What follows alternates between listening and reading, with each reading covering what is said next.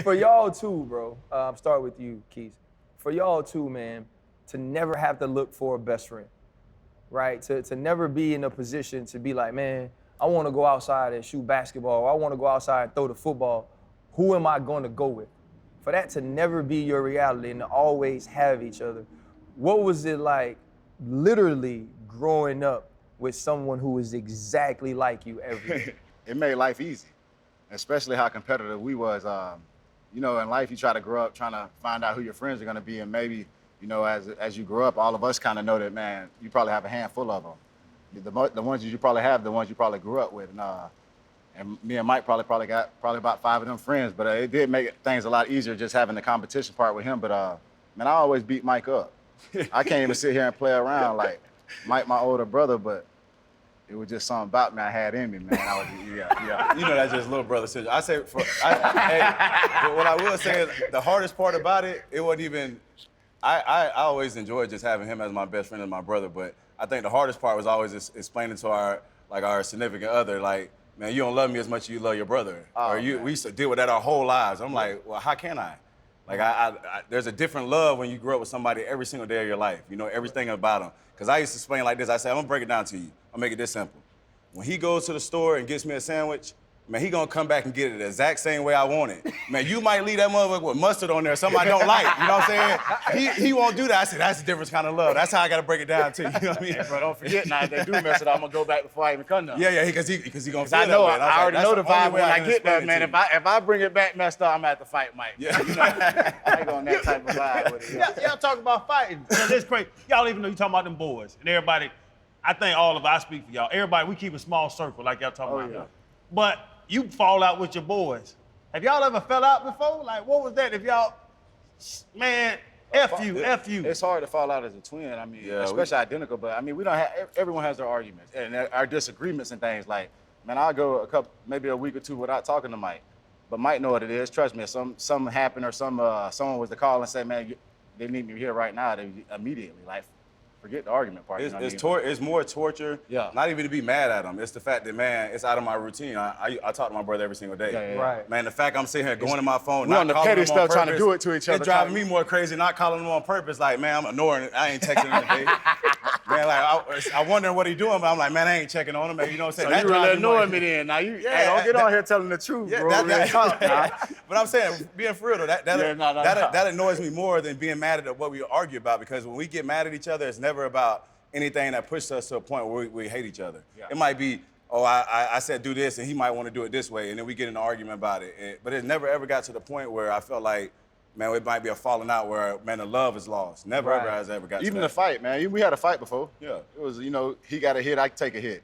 But it ain't no like, man, I'm just sitting here pounding on my brother. I would feel crazy, you know what I mean? Was there ever a time when you guys, coming out of Lakeland dominated for a while, and you go through the recruiting process, was there ever a time where you might have thought about going to University of Florida and you thought about going to, another college, say like maybe an LSU? Or you guys, with the whole twin mindset? I'll give you an example. No, never thought. Just because I remember one time when we first started getting recruited, Louisville gave him a scholarship, offered him a scholarship. They didn't offer me.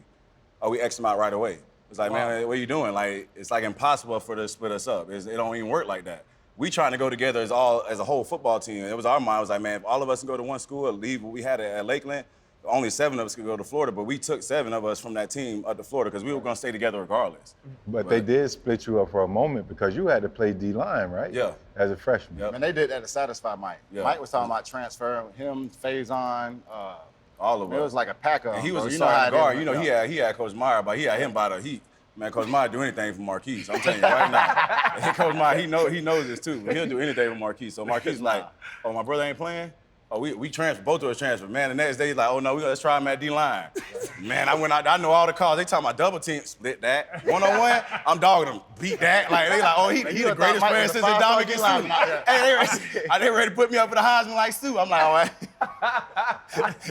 Yeah, that was one of the tactics back then, because players nowadays, they can leave whenever they want to leave, you know what I mean? But back then you had to kind of like threaten the coach, like, oh man, I want to transfer out of here, you know what I mean? all them boys kind of like got together as a pack. I never forget there was like 5 of them, bro. It was crazy. Mike and Faison was maybe Jared Faison was the biggest players. I don't know if y'all remember him, but he was out of He was great. Yeah, he was out of great Tampa. player. Yeah, Great yeah. player. Great player. But they was all in like a pack together talking about leaving out of school. But it was crazy just go through that. But it was crazy with LSU thinking about it, bro. Les Miles, remember it, Mike? Yeah. Man, the lady called us. It was his assistant. And she says, Les Miles want to talk to you on the phone. I said, well, put him on. You know, at this time, bro, we can come from Lakeland, you know. And I said, well, put him on the phone. You know, I'm thinking Les Miles gonna call me. The other head coach done called on the phone. So he get on there, he like, yeah, fellas, you know, we want to bring you guys up here, you know, get you guys in the mix of things, probably get you on the field around your, you know, sophomore, junior year. I say, hey, Coach Miles, me and Mike ain't gonna come to LSU. You might well go to holler at somebody else, and just hung up on him, man. I don't know if he'll ever remember that story, but 1,000% that was true, man. It hurt my dad's heart because He from Louisiana. Louisiana. It's so crazy. You talk about phone calls with head coaches, and then you brought up Urban Meyer. Yeah. So I was in Florida when Zook got fired. 4 games left in the season. Charlie Strong took over, and I was getting locked up. Y'all got locked up too. Hey, don't throw us in there with you. Tell your story. So I'm there. I'm playing my sophomore season through sophomore, and I got locked up 3-4 times before that. So Urban, when he got the job, they knew he was getting the job before the season was even over. They already hired him. So I'm sitting on a Thursday night, you know, leading up. We about to party, about to go out to the swamp, whatever. We about to go out downtown to the Palace, and my phone keep ringing with his area code. And then I finally picked up, and I'm pissed. I don't know the area code, but I'm like, man, who is this? And it was one of the Utah coaches, and he was like, hey, is this Channing Crowder? I said, yeah, man, what's up? Who is this? I'm kind of hot. He said, yeah, Coach Meyer wants to talk to you. I'm like, yeah, cool, put him on the phone. Yeah. First time we ever talked, dude gonna tell me, yeah, they say you're a team leader, but you're getting a lot of trouble. And we're not gonna deal with that when I get down there next year. I said, first off, sir, that's not the way you approach me in the first conversation we ever have together. Sure. So whatever you want to do, you can do that, but I'm good. And then you hear the phone say, he threw the phone back at somebody because he was like, how the hell is this little college dude talking to me like that? And I was like, yeah, but I want to ask y'all, we're Urban, because everybody, Jarvis Herring, the twins and all them boys, they tell me like they love Urban. We love him.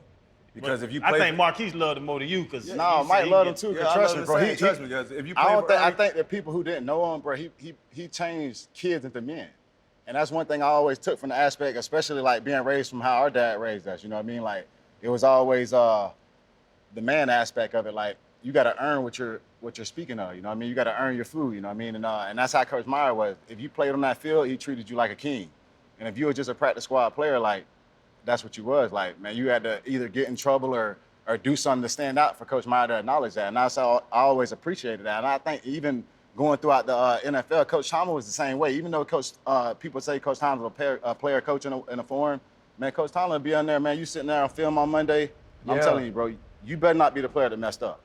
Because it's almost like he ain't going to do it, and some players, like some head coaches, taking it like a private thing. He going to call you out in front of everybody. The one thing Coach Tomlin's not going to do is call you out in the media. He respects you in that form, but everyone in the organization is going to know who messed up on that game, you know what I mean? So that's what I always took from Coach Meyer as well, and you appreciate it in that form and that fact of how he raised men in that. And I don't think as kids we appreciated it enough until we got into the next level of life. But Coach Meyer, hell of a dude, bro. Yeah, you might read him wrong in certain things that he handled in certain situations, but he's a hell of a dude. So for y'all to know him like that, why did he fail in the NFL? That Jaguar shit was terrible. In the NFL, I think what it was with Coach Meyer was that, man, college is a structure kind of form that where the coaches staff runs the whole team. You know what I mean? Like they have all to say. He didn't understand the fact that in the NFL, yes, the coaches are respected as the head coach, they're respected as position coaches, but the players run the whole show. And that's what I think that he had a misconception. It was like, man, you gotta let the guys run the show. And like, no, I'm in charge. But no, yes, you're in charge. And if you let them run the show and earn their respect, they'll let you be that. They'll respect you that way. They'll hold you that. They'll hold you there as a head coach. Yeah. But when you sit there and you come in and try and like tell a bunch of grown men, man, this guy got 4 kids at home, probably arguing with his wife. He got a lot of shit going on in his life, and he got to deal with you. Like, come on, like, that ain't what it is in the NFL. The NFL, the players run that whole thing, and so like that's why you want to get a bunch of good guys around each other. Keep some dogs in there too, because you need that on your football team. But you want to have guys that's going to have structure inside your locker room, because the head coach, what do they really do besides walk around and set the schedule? They're not coaching, or they're not right around the guys on an everyday basis game like that. planning, for Besides, sure. They game They planning. game planning, but they're not around the guys like in position meetings, not like on an position everyday coaches, yeah. basis where you understand what's going on in the guy's life.